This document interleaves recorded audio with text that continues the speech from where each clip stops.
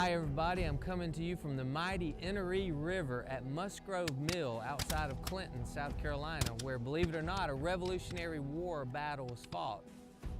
It was in 1780 when a major general by the name of Isaac Shelby brought a ragtag group of militiamen from the Tennessee and Kentucky districts over the Appalachian Mountains, and they came into the northern part of South Carolina looking for a fight because they had heard that the South Carolinians were not doing too well against the British sympathizers, the Tories, and the British troops.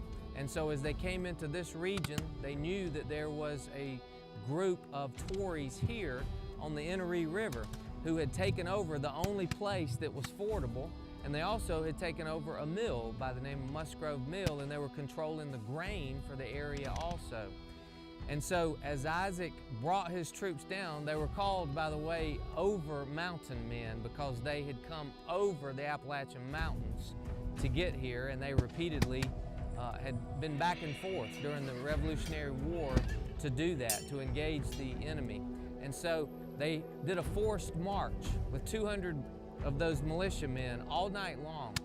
And the plan was to attack and surprise the Tories here along the bank of the Inner River at dawn. But when they got here, downriver from where we are right now, and they sent out a scout to see what they were facing, there weren't 200 as they thought of the Tories, there were 500 Tories. And so as the dawn breaks, you've got the 200 militiamen outnumbered 500 to 200, and now they've been discovered, they've been seen. And so in the moments that transpired, and it was decision time for Isaac Shelby, who was the general, there was one quote that came out of one of the troops that said they decided at that moment they were too tired to retreat. And so the decision was made to engage in battle.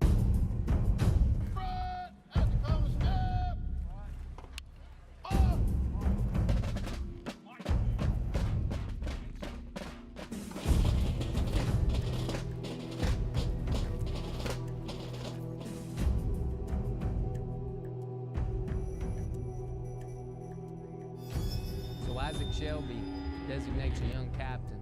Believe it or not, his name was Shadrach Inman. And Shadrach Inman takes 20 men across the battlefield and engages, provokes the enemy into a fight. Takes on a superior force of 500 soldiers. Now this Shadrach had a somewhat famous father. His name also was Shadrach Sr.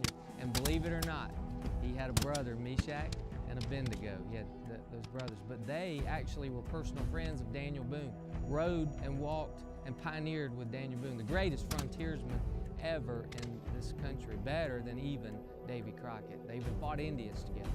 But this young captain, who was Shadrach Jr., starts the fight, and as the fight rages on for an hour, these calm, cool, collected marksmen who were firing when they got kill shots only, and even in the force of these 500 men who outnumbered them, at the end of an hour, the Patriots had won a smashing victory. There were 63 laying dead in the Tory part, and there were 70 POWs. And there were only 4 fatalities with the Patriots. Unfortunately, one of them was Shadrach Inman, the young captain, and there were only 12 injured. And so there's a couple of takeaways from this field of battle I think that we can apply today on this very important day in our history. One is, if you're going to do something heroic, it helps to have a biblical name like Shadrach or Isaac. The second is a man or woman of deep conviction, fighting for a cause they fully believe in, will never surrender. And that applies to the 21st century. Whether you're at school in the classroom and there's deeply held beliefs that you're going to stand beside, or whether you're a parent who's trying to show a godly model for your children and you refuse to surrender your standards. We all follow the model of the greatest warrior ever, who is Jesus Christ. So God bless America. Bang, bang!